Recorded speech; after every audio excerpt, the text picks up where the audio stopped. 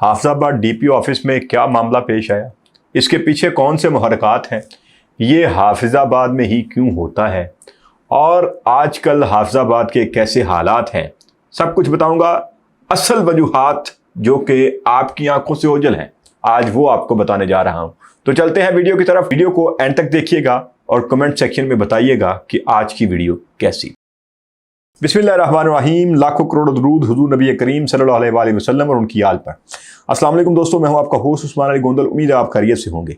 दोस्तों, गुज़िश्ता 2 दिन से आपने सोशल मीडिया के ऊपर एक तूफान देखा जिसमें हाफिजाबाद डीपीओ ऑफिस, डीपीओ का तबादला, get lost, now you get lost और इस तरह की कैप्शंस, इस तरह की चीज़ें आपको नज़र आ रही होंगी। तो मैंने कहा कि ज़रा इसके ऊपर डिटेल से गुफ्तगू की जाए, क्योंकि हमारे बिल्कुल हमसाया में ये हल्का मौजूद है। हाफिजाबाद बिल्कुल हमारे हमसाया में है और उनकी पॉलिटिक्स के हवाले से जो कि वाइब्स आती हैं वो हमारे तक पहुंचती रहती हैं। अगर देखा जाए, वज़ीराबाद से जब अलीपुर चट्टा से नेक्स्ट अलीपुर चट्टा के लोग जो हैं वो उसकी तरफ, हाफिजाबाद की तरफ उनका बहुत ज़्यादा रुझान है। वो वहाँ पे इवन शॉपिंग वगैरह करने के लिए भी वो वज़ीराबाद या गुजरावाला से भी ज़्यादा प्रेफरेंस वो शायद हाफिजाबाद को देते हैं। तो वहाँ पे एक MP है शाहिद हुसैन भट्टी साहब, जो कि मुस्लिम लीग नून से जिनका ताल्लुक़ है। उनके बेटे हैदर भट्टी साहब वो जाते हैं डीपीओ ऑफिस में। डीपीओ ऑफिस में डीपीओ साहब मौजूद नहीं होते और उनकी गैर मौजूदगी में वो उनके वाशरूम में चले जाते हैं।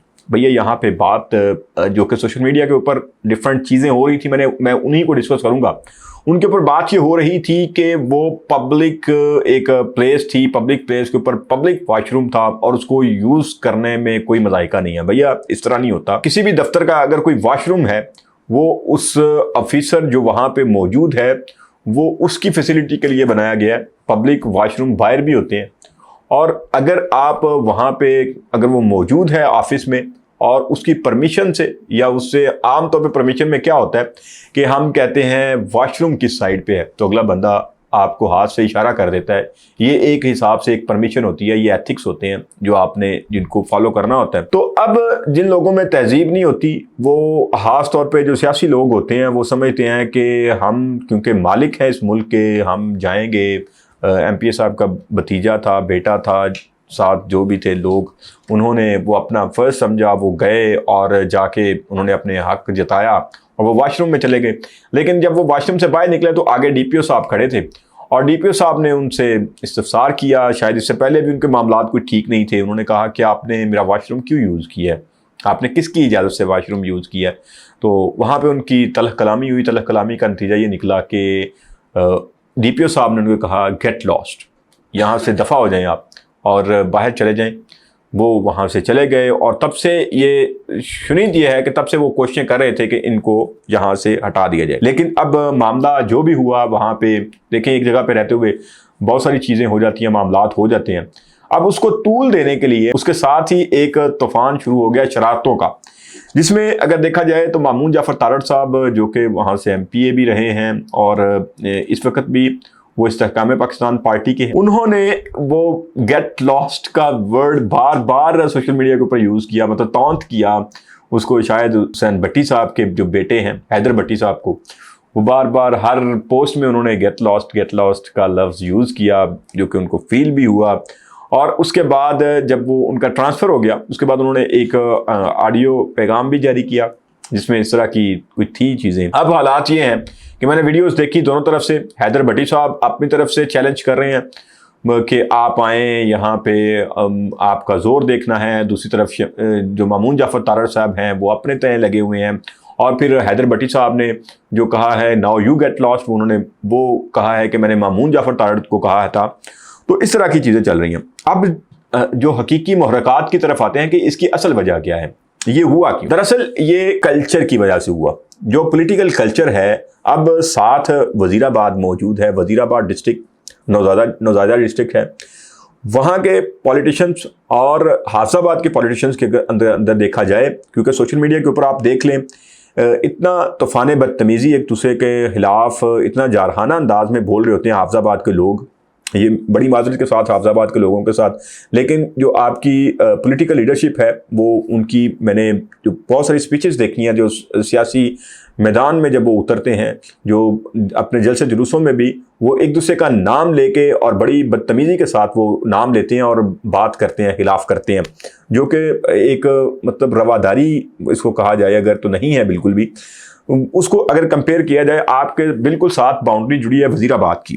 وزیر آباد یہ نہیں ہے کہ ہمارا علاقہ ہے اس وجہ سے میں وزیر آباد کی کوئی تعریف کروں گا۔ آپ کہیں سے بھی آپ ہسٹری دیکھ لیں، جب سے ہم نے ہوش سنبھالا ہے ہم نے 2 کینڈیڈیٹس کو آپس میں مد مقابل دیکھا ہے، جن میں ہم نے اس سے پہلے دیکھا جناب کرنل غلام سرور چیمہ صاحب کو، جو کہ وزیر دفاع رہے، وہ ہماری ہوش سے تھوڑے سے پہلے رہے، لیکن ان کے الفاظ بھی، ان کی اسپیچز بھی ہم نے سنی۔ اس کے بعد شاہ نواز چیمہ صاحب یہاں پہ رہے، منسٹر رہے، راجہ فیملی رہی، سب سے بڑا نام چودھری حامد ناصر چٹھا صاحب جو تقریباً ان سب کے استاد مانے جاتے ہیں، جو کہ تقریباً کہا جاتا ہے کہ وزیر آباد کے زیادہ تر لوگ جو کہ انہوں نے سیاست انہی کے گھر سے سیکھی۔ حامد ناصر چٹھا صاحب کی اگر انداز گفتگو دیکھیں آپ پچھلی کوئی بھی اسپیچز اٹھا کے دیکھ لیں، آپ ان کے جلسہ جلوسوں میں دیکھ لیں، تو وہ اگر ان کے خلاف بعد میں آئے جسٹس افتخار چیمہ صاحب، ڈاکٹر نثار چیمہ صاحب، ان کی فیملی آئی، ان کے خلاف بھی انہوں نے الیکشن لڑے، دونوں نے کیمپینز بھی کی، اور کیمپینز کے دوران آپ کو پتہ ہے کس طرح کے حالات ہوتے ہیں۔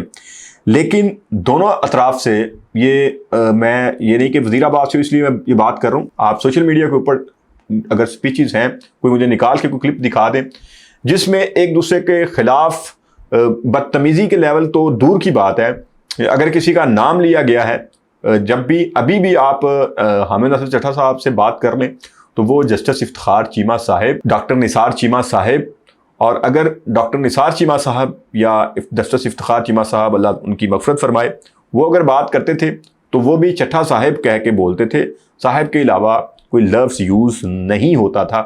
تو یہ رواداری ہے، یہ ہمارے بڑوں کی، اس ایریا کے سیاستدانوں کی ہمارے اوپر مہربانی ہے۔ انہوں نے اس علاقے کو اس قابل بنایا، اس علاقے کے لوگوں کو یہ شعور دیا کہ آپ اگر سیاست کر رہے ہیں، آپ ایک دوسرے کے خلاف ہیں، تو اٹ ڈزنٹ مین کہ آپ ایک دوسرے کی پگڑی اچھالیں، آپ سوشل میڈیا کے اوپر بیٹھ کے ایک دوسرے کو تانے دیں اور ایک دوسرے کے معاملات میں اس طرح کی ہوا دیں جس طرح کے ہوا حافظ آباد میں۔ کوئی چھوٹا سا ایشو ہو گیا تھا ڈی پی آفس میں، وہ وہیں پہ شاید دب جاتا، ٹرانسفرز بھی ہو جاتے ہیں اگر سیاستدانوں کے ساتھ کوئی کوآپریٹ نہیں کرتا۔ یہ ایک ٹرانسفر پوسٹنگ جاب کا حصہ ہے، لیکن اس طرح سے سوشل میڈیا کے اوپر اس کو لے کے آنا، اچھالنا۔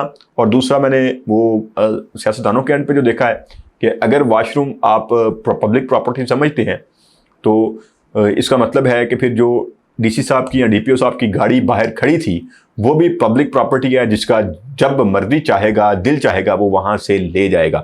تو یہ چیزیں تھیں کہ ہمیں، جو ہم یہاں پہ بیٹھے ہوئے ہیں لوگ، وزیر آباد کے خاص طور پہ لوگ ہیں، ان کو اس کے اوپر بہت زیادہ مشکور ہونا چاہیے ان اپنے لوکل سیاستدانوں کا، جو کہ اس وقت بھی خاص طور پہ چودھری حامد ناصر چٹھا صاحب یا چیمہ فیملی، انہوں نے یہاں پہ شرافت کا کلچر فروغ دیا، یہاں پہ ایک دوسرے کی عزت کی، اور دوسروں کو بھی یہ دکھایا کہ اس طرح سے سیاستدان ایک دوسرے کی عزت کرتے ہیں۔